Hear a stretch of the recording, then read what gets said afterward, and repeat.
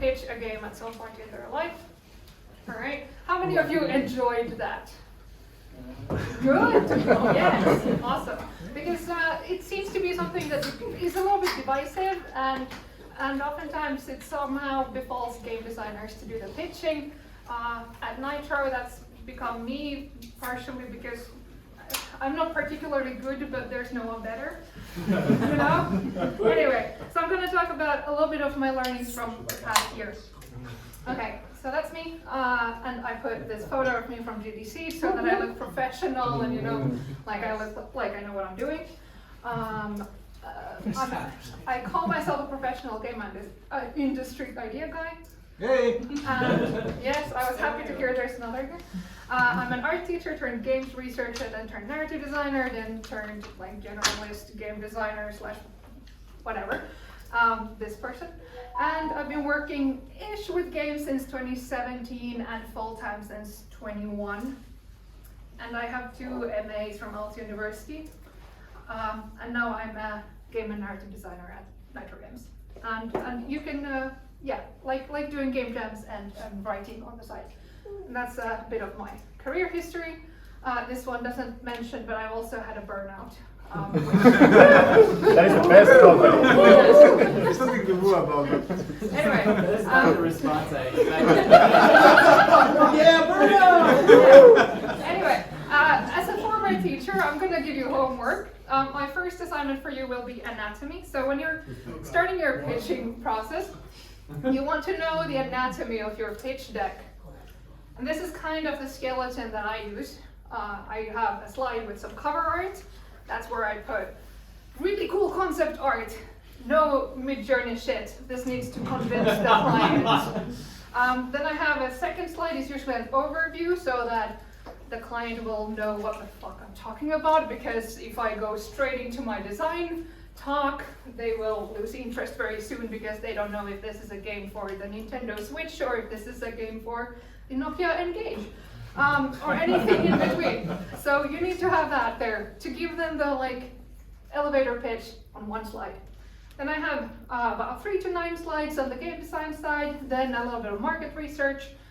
Then I go into the production side of things, some team intro, a little bit on the business case, depending on like, hey, we want you to give us money, or hey, we want to split the costs of this. And then I go into the company information and some appendix stuff. As you can see, these are not the same length, each of these, and that will all depend on your client. I have basically 5 key questions I try to answer in my pitches. 1, what do I want to make? Why do you want to make that? How will you make it? How much money will it make you? And why are you the best people to make it? And if you thought about that like skeleton here, those first 3 things are like what, then we have the why, should be probably the market. It can be something else as well, like if you're not going for something that is financially super feasible, maybe you want to do some, you know, a lot of impact in your community or some other artistic stuff. Then we have the how question, then we have the money for the client, then the why you part of it, and then some FAQ stuff. Usually for the appendix, I reserve anything that I think the client will start asking me about, that I put there. So then once you're in the pitching situation, you have that information, but it's not part of your core pitch. Okay, second assignment, history. All right. Here's a Napoleon quote, just because, of course, because you know it's history. But yeah, knowing me, knowing you. So for history, you want to know yourself and you want to know your client. So who are you pitching to will define how your pitch should look like. What is the company or the entity? What games have they already done? And what are the goals for the coming 3 to 5 years? Read the assignment, please. If they say that they want submissions of 5, slides, then don't give them 55. Or the vice versa. Like make sure that you know what they need, and ask questions to clarify if you're unsure. They usually want to get proposals that they can actually do something with, and oftentimes when you're working with a client, they leave important stuff unsaid, where they just assume that you will understand things that they haven't clarified in their RFP documents, for instance. And then finally, who are you and your team? That's a hugely important thing to know. What are the capabilities of your team, and what is the strengths that you can actually use when you're talking about your team? And you're gonna notice some music references here, so you can count them if you want to. Because the other part is then, what are we? So know the history of what you're getting into. Do your competitor research. Know your genre and niche. Gather data. That's like your tools can be good for that. There's a few mentioned there, lots of them out there. But also accept the status quo to some degree. Like given historic data, it's very likely Sweden will win the Eurovision. So if you're going against ABBA, know that that's out there. Don't ignore it. Know what your strategy is to best them. And then don't assume the people you're pitching to will know the market as well as you do. I've seen people come to me and be like, yeah, we have this game idea that combines these two super niche genres. And I'm like, great, I have no idea how games work in that market, but sounds good, I guess.